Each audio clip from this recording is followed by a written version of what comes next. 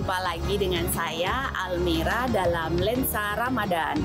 Kali ini saya berkesempatan untuk mengunjungi salah satu masjid tertua dan terbesar yang ada di kota Beijing, yaitu Masjid Niujie. Jalan Niujie artinya jalan sapi. Mengapa dinamakan jalan sapi? Karena zaman dahulu banyak etnis suku Hui yang datang dan tinggal di daerah ini. Kemudian mereka terkenal dengan kepandaian dalam mengolah daging sapi.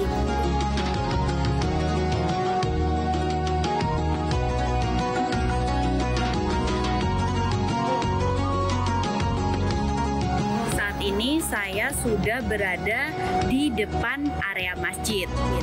Masjid ini dibangun pada tahun 966 pada masa dinasti Liao abad ke-10.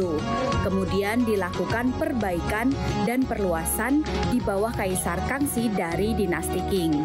Masjid ini mempunyai luas kurang lebih 6.000 meter persegi dan dapat menampung kurang lebih 1.000 jamaah. Masjid ini merupakan titik awal masuknya Islam di China. Di dalam area masjid terdapat menara pengamat bulan yang berarsitek heksagonal dan mempunyai 2 lantai. Menara ini digunakan untuk menentukan kalender Islam, seperti contohnya pada saat bulan Ramadan ini.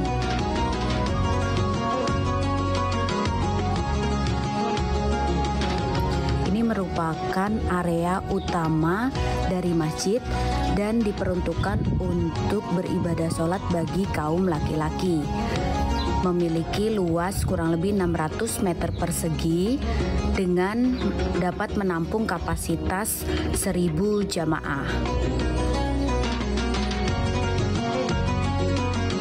Untuk area sholat bagi perempuan terpisah dengan area dari laki-laki, yaitu ada di sebelah ruang utama sholat laki-laki. Nah, di sini merupakan area sholat bagi perempuan. Nah, sahabat, bagaimana perjalanan hari ini? Seru bukan? Jadinya tidak perlu pusing-pusing untuk ngabuburit di kota Beijing. Ada satu pantun nih untuk menutup jumpa kita hari ini. Binatang liar hidup di rimba. Salah satunya hewan rusa. Bulan Ramadan telah tiba. Selamat menunaikan ibadah puasa. Saya Almira dari Beijing. Sampai jumpa. Wassalamualaikum warahmatullahi wabarakatuh.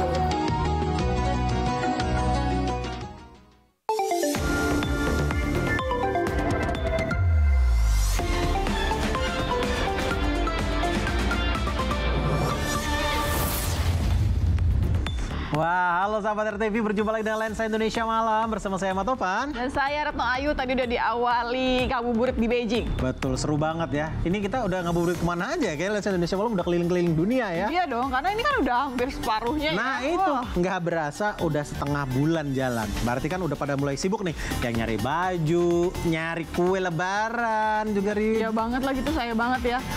Saya udah beli baju lebaran nih, buat saya, buat suami, buat anak. Tapi sekarang saya lagi masih nyari kue lebaran, kue kering biasa. Kalau nyari kue kering, coba jangan nyari yang biasa-biasa aja. Kalau mau, ada yang unik nih, kue kering istimewa dari Gorontalo. Apa istimewanya? Yang bikin bedanya adalah, tuh lihat ya, permukaan kuenya ini dikasih sulaman. Cantik ya? Cantik banget, kita lihat bagaimana cara membuatnya.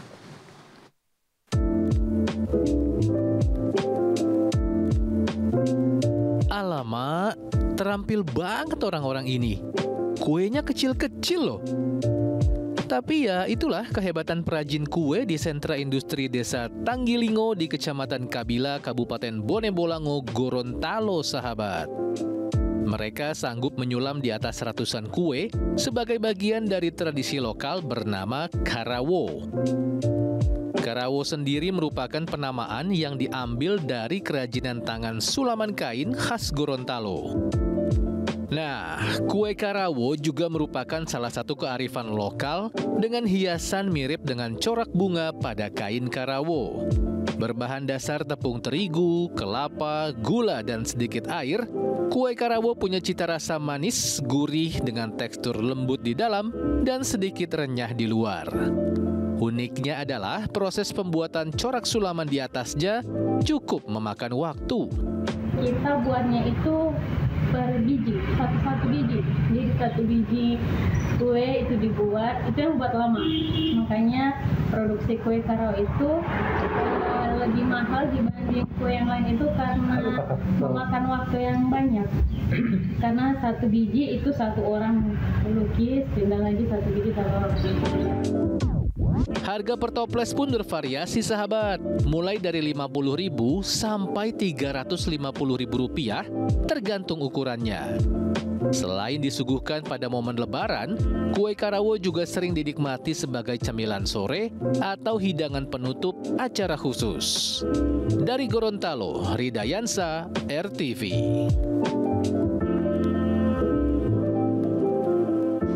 Wih, unik ya bentuknya, unik, warnanya cantik. Tapi kalau saya sih lebih ke sayang mau dimakan. Iya ya, udah kayak cantik bikinnya gitu. susah ya. Masa langsung ya habis deh tadi hiasannya, tapi itu tetap enak dimakannya harusnya ya. Nah, tapi kalau yang berikut ini kayaknya nggak enak nih Topan. Aduh, apa nih saya jadi nggak enak nih? Kenapa?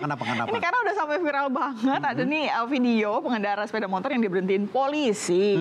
Terus direkam nih sama warga karena dianggap kayaknya mencurigakan nih. Yang pengendara mobil itu? Iya. Oh, tar dulu. Tapi mencurigakannya tuh seperti apa nih? Negative thinking nih saya jadinya. Iya sih, karena itu di videonya tuh jadi si pengendaranya di stop sama polisi. Terus kok kayak mau ngasih sesuatu. Ngasih kue kering kali ya mungkin, hampers. Ya, tapi kok nggak kelihatan jinjingannya apa. Aduh, kue keringnya kita kecil lihat, banget jadi kita ya. Kita lihat deh daripada salah.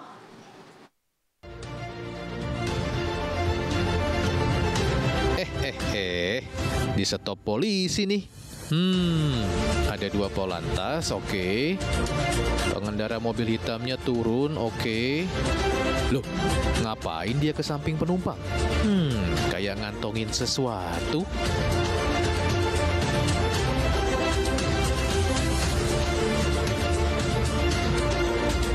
Wah, selanjutnya biar warga net deh yang nilai.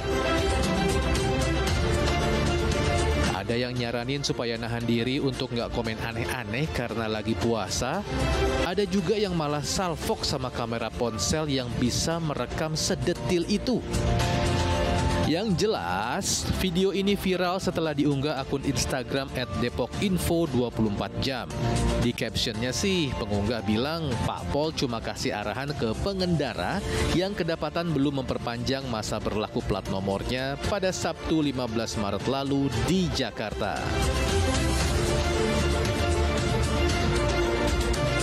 Terus kalau kata Direktorat Lalu Lintas Polda Metro Jaya, kayak gimana ya sahabat? Nih kita simak. Itu memang ada sempat ingin memberikan sesuatu namun petugas menolak. Jadi tidak ingin dan lebih memberikan edukasi untuk segera memperpanjang atau memperbaharui kendaraan tersebut. Oh, syukurlah kalau udah ada klarifikasi, jadi nggak bikin masyarakat bingung gitu. Nah, sekaligus imbauan buat para pengendara di luar sana nih, agar lebih waspada dan tidak melakukan pelanggaran lalu lintas. Karena segala bentuk penindakannya tidak lagi dilakukan secara manual, melainkan melalui tilang elektronik atau ETLE. Dari Jakarta, Hendra Aryadi, RTV. Ya, itu biarkanlah netizen saja yang berpikir apa kira-kira yang dikasih. Kalau kata saya sih, kayaknya kartu ucapan sih, selamat menunaikan ibadah puasa. Positive thinking aja. Positive thinking, karena puasanya kan udah setengah bulan. Udah cukup lama kan, mungkin, belum silaturahmi. Nah, bicara tentang udah setengah bulan, ini bentar lagi kan kita mau mudik, no. Betul. Aduh, pasti ya banyak lah ya persiapannya. Pastinya, mulai dari fisik ya, utama ya nih. Terus kendaraan, jangan lupa. Dan yang pasti, isi dompet dong. Wah, itu yang paling penting. Tapi sebenarnya kalau dibanding itu kan persiapan dari kita ya. Betul. Sebenarnya ada lagi loh persiapan yang paling krusial dan seharusnya tuh udah siap nih. Apalagi? Jalanan. Jangan sampai nanti pas mudik jalanan rusak. Malah banyak yang celaka, bahaya kan. Iya juga sih, karena memang kan di jalur Pantura itu ya, di jalur Pantura Cirebon Jawa Barat itu kan rusak kan? Rusak. Dan bahaya banget loh itu. Kira-kira udah diperbaikin belum ya? Nah, coba kita lihat nih. Sebentar lagi udah musim mudik nih.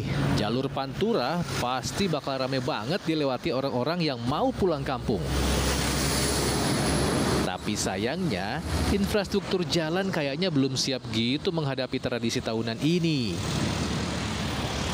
Di Kabupaten Cirebon, Jawa Barat ini misalnya, masih banyak ditemukan jalan yang berlubang, mulai dari yang kecil sampai yang berdiameter 1 meter. Sementara kedalamannya bisa mencapai 10 cm lebih. Bahaya banget kan? Apalagi kalau lagi hujan atau ketika malam hari yang minim penerangan. Makanya, para pengendara harus ekstra hati-hati nih, terutama pengendara sepeda motor. Ada beberapa lubang ya yang cukup dalam sih. Kemarin tuh motor yang satunya itu sempat peleknya itu bengkok. Mas pernah? Iya pernah. Lubang itu. Kena lubang. Sebagai pengendara ya sangat ini ya beresiko ya, membahayakan pengendara, apalagi intensitas jalan di jalur Pantura itu padat, apalagi ditambah dengan beriringan dengan mobil truk, itu sangat berbahaya. Gitu. Jadi harus lebih hati-hati ya. Harus lebih hati-hati dan harapannya sebentar lagi kan musim mudik, harapannya segera diperbaiki oleh pemerintah. Kira-kira masih sempat nggak ya diperbaiki? Dengan kondisi jalan yang kayak begini, para pemudik harus utamakan keselamatan ya, supaya bisa ngumpul bareng keluarga saat Lebaran nanti. Dari Cirebon, Jawa Barat, Abdul Rohman, RTV. Waduh, ternyata belum diperbaiki, no. Masih di Pantura tuh masih bolong-bolong. Kapan tuh ya? Harus segera nih. Udah bentar lagi pasti kan harus mudik ke sana. Betul. Nah, tapi kan waktu dari di bagian darat ya. Ini di bagian laut. Aduh. Di Pelabuhan Merak dapat musibah, no. Ada apa di sana memang? Aduh, ini loh ada kapal feri yang nabrak dermaga sampai rusak tuh jembatan penghubung tuh, jembatan bergerak yang menghubungkan daratan sama ke kapal. Oh iya tuh tahu tuh kan, jadi dia nabrak dermaganya sampai ngerusak jembatan penghubung yang buat naik kendaraan itu Nah kan. itu, tapi katanya nih ya mulai diperbaiki nih. Sekarang mulai diperbaiki, targetnya 10 hari selesai. Cuman masalahnya kelar nggak? Karena kan minggu depan tuh udah mulai mudik orang pasti. Itu yang jadi pertanyaan. Tapi sih kan sempat diklaim juga kalau rusaknya tuh kan yang pintu utamanya aja, tapi kan masih ada yang samping, jadi masih bisa dua digunakan ya lah pintunya ya, jadi bisa dipakai lah ya satunya lagi ya. Coba kita lihat benar nggak nih? Nabrak ini.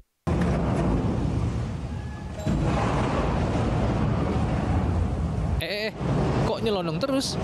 Loh, bukannya berhenti, kapal feri Porting 3 ini malah menabrak jembatan dermaga. Tuh kan, jembatan bergerak dermaga 6 eksekutif Pelabuhan Merak, Banten jadi rusak. Untungnya tidak ada korban jiwa, semua penumpang selamat dan berhasil dievakuasi. Tapi jembatannya jadi nggak bisa digunakan lagi. Sejumlah pekerja dan alat berat segera memperbaiki jembatan ini. Perbaikan dikebut, soalnya sebentar lagi udah masuk arus mudik Lebaran. Tapi perbaikannya butuh waktu 10 hari. Padahal arus mudik Lebaran sudah akan ramai sepekan lagi. Makanya otoritas pelabuhan tetap mengoperasionalkan dermaga eksekutif, tapi hanya menggunakan pintu samping kapal feri. Secara operasional tetap masih operasional, jadi saat ini juga mulai tadi malam jam 19 tetap operasional, dan insya Allah kita tetap ikut berpartisipasi nanti di arus mudik pada posisinya, kemudian semuanya dapat berjalan baik. Saat ini otoritas pelabuhan masih memeriksa kru kapal yang menabrak jembatan dermaga. Pihak otoritas juga masih menyelidiki peristiwa ini. Saat kecelakaan berlangsung, cuaca dan semua parameter laut dalam kondisi normal. Dari Cilegon, Banten, Herbert Marbun, RTV.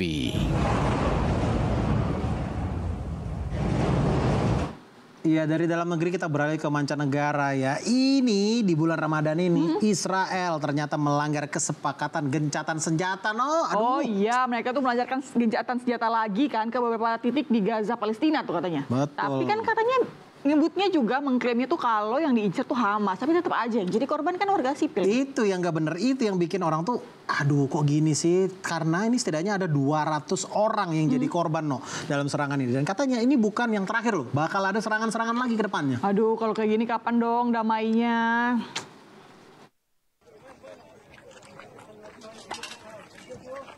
Tidak ada yang bisa menggambarkan kebiadaban serangan pasukan Zionis Israel ke jalur Gaza Palestina pada Selasa dini hari.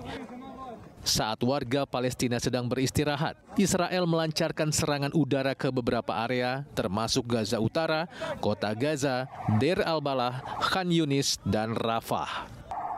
Korban jiwa dari warga sipil pun berjatuhan. Tidak hanya orang dewasa, anak kecil pun tak luput jadi korban kebiadaban ini.